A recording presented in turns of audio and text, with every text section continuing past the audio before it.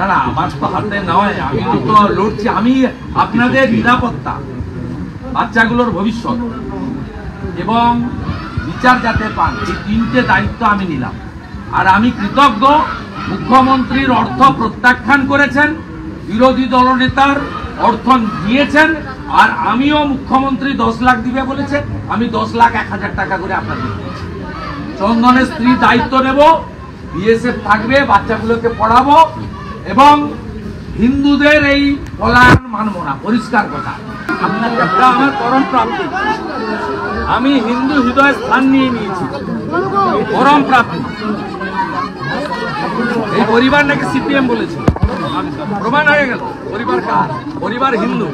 হিন্দুদের কাছে আমি কৃতজ্ঞ, এদের কাছে মুখ্যমন্ত্রী ব্রাত্য আর বিরোধী দলনেতা তাকে অ্যাকসেপ্ট করেছে। প্রমাণ হয়ে গেছে যে হিন্দুদের জন্য আমরা সঠিক পথে আছি।